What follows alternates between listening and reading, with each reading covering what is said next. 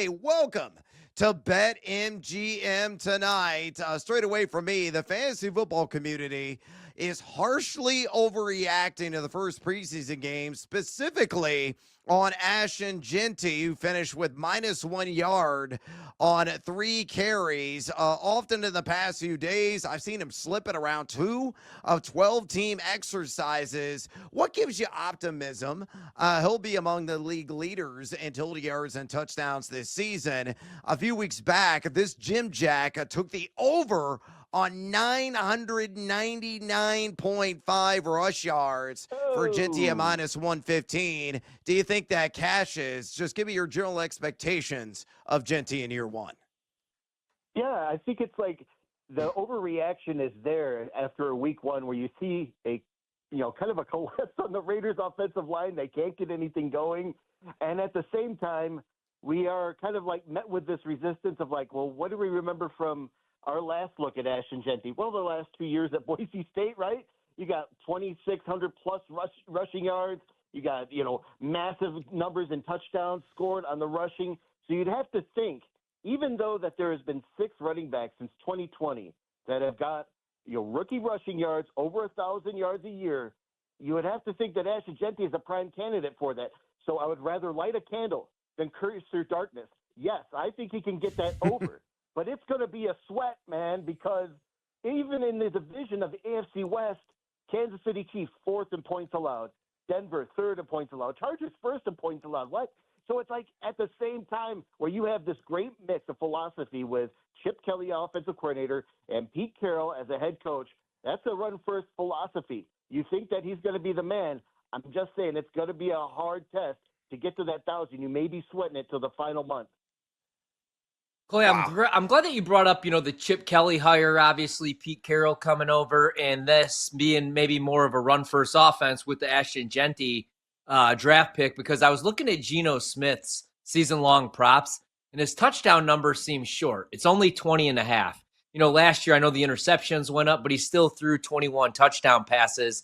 Now he has this offense with Brock Bowers and with Jakobi Meyers and with Ashton Jeanty. What kind of season are you expecting? Did you like the pickup, especially when you consider the fact he's going to see the Broncos defense twice, the Chiefs defense twice, and then that Chargers defense twice? What kind of year are you expecting from Geno, year one with the Raiders? I still think he can get over that 20 as far as passing touchdowns is concerned. And it's because of a combination of things. And one of them is, of course, Brock Bowers. You got an all-pro tight end that is very, very, he and Geno already have this great chemistry. He is very, very pumped to have Geno on this team because of Geno's accuracy. But even at the tight end position, you still got somebody like Michael Byer, who is a big body in the end zone. Couple that with Jakobi Meyers, 1,000 yards receiving last year, and Trey Tucker, who is a guy they drafted out of Cincinnati in 2023. See, some of these guys, these wide receivers, they've been on the bench in a way. Like you feel like, yeah, they've been starting a bunch of games, but the past 2 seasons for the Raiders' anemic offense, they're not getting the rock. And if they are, it's like everyone knows that they are. It's been predicated. It's so predictable. But they got this one long threat. They drafted Dante Thornton out of Tennessee in the 4th round, and he also has built a great chemistry of going deep, going the long ball. We're talking like 4.3 speed, big target. That is somebody that's gonna really like relish the opportunity to have that big playability, like kind of like Tyler Lockett did with Geno Smith in that first year. So I still like them to get over 20, even though that seems to be unprecedented territory for the past 5 years in Raiders history, because even Derek Carr struggled to get to 20 passing touchdowns each year.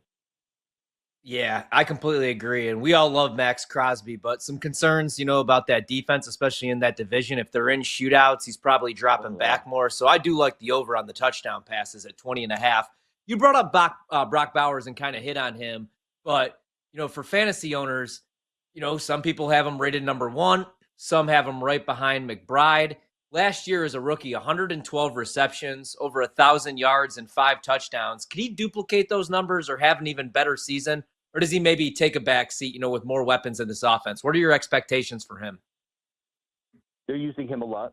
From what I see in the portions of practice that they give us, and what we're getting a sense of is that he's getting a lot of run, and he's getting a lot more looks. In fact, they're more quality targets now.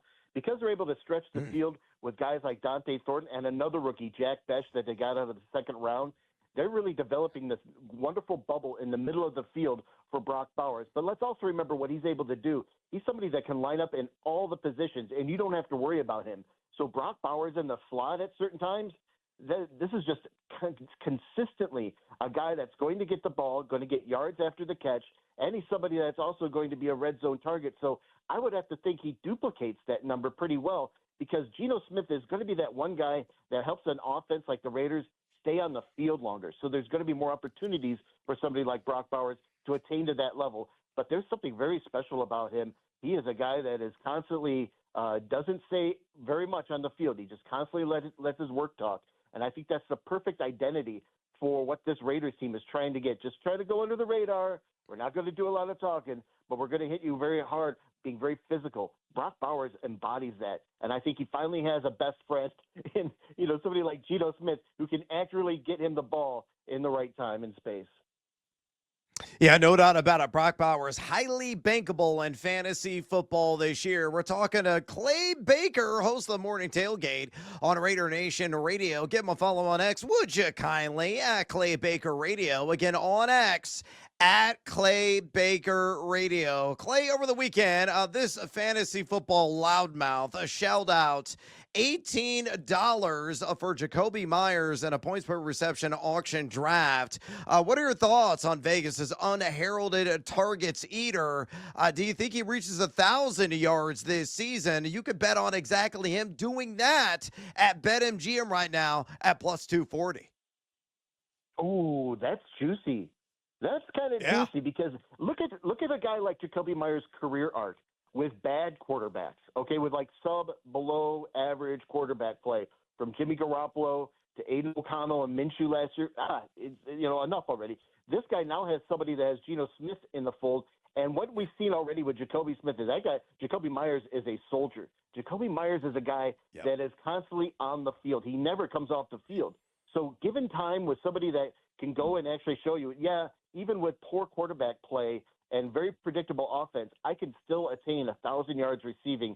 I think he's going to be one of the go-to targets. I think that is a guy that's going to be, kind of under the radar, but somebody for a PPR, like, you got to really relish somebody that can stay on the field that well and finally get a chance to be determined as someone that could be your number one receiver outside of Brock Bowers in the wide receiver room.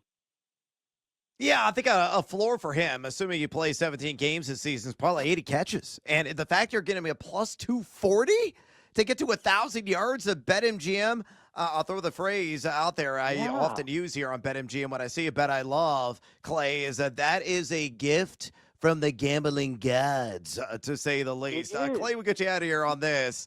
Outside of the big offensive names on roster that we've already discussed, who could possibly make unexpected noise in Sin City this season? Has anybody in camp grabbed your attention?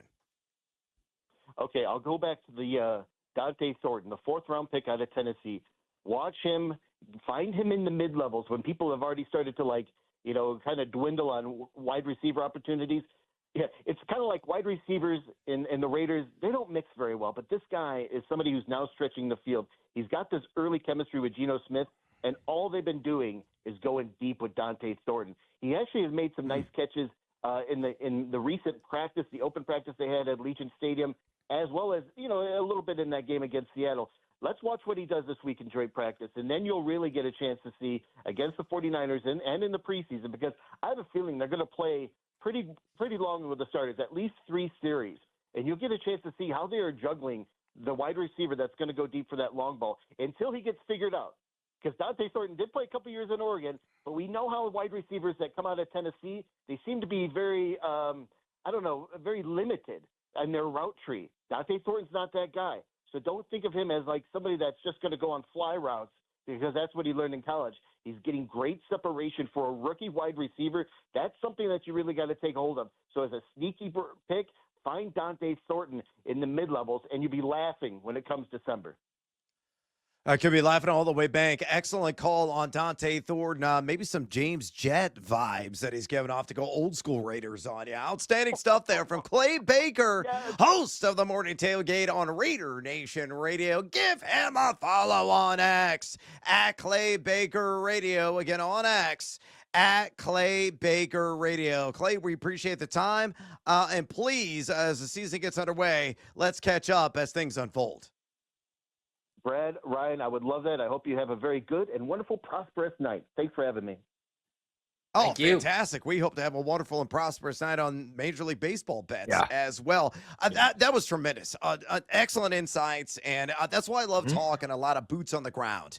I mean, Dante Thornton, nobody was really remotely thinking about him in a fantasy draft right now. I think his availability is like 99.9%, but there are always guys every single year that emerge from the woodworks, that come out of left field and make an instant impact in the world of fantasy football. Maybe he's like the Bucky Irving of wide receivers this year, somebody that in a 14-team or deeper league can get ultra cheap and could make a sizable impact for you at some point this season. The one thing I want to get back to, though, was that Jakobi Meyers question I asked. I mean, he described that bet of him hitting 1,000 receiving yards as very juicy at plus 240. I saw that price and I was dumbfounded. Again, I think BetMGM is just, luring people to take their money, purposely so, because Meyer should be able to get there. He looks like the WR1 uncontestably in this offense, so you can maybe argue that Brock Bowers truly is the WR1. Yeah, man, especially, if you're talking fantasy purposes, once Devontae Adams left for New York, he was wide receiver number 18. He was a top 20 wide receiver, and he was 19th in target share, so the targets are going to be there even with Brock Bowers. And now, they're going to be quality targets. I thought that was a really good point. You got to look at who's been behind center for the Raiders. It's been Aiden O'Connell and Jimmy Garoppolo. Now you upgrade with Geno Smith, depending what you think about Geno. So, yeah, I think he could be a top 20, top 25 wide receiver, man, because the targets are going to be there. And, I like, Thornton as well. I really liked him at Tennessee. He's kind of thin for 6'5". He's like 205 pounds. But I think he could eventually be a difference maker, but he's not going to steal many targets away from Jakobi Meyers, man. So I think 1,000 yards is very doable as long as he stays healthy, plays 13 to 14 games even.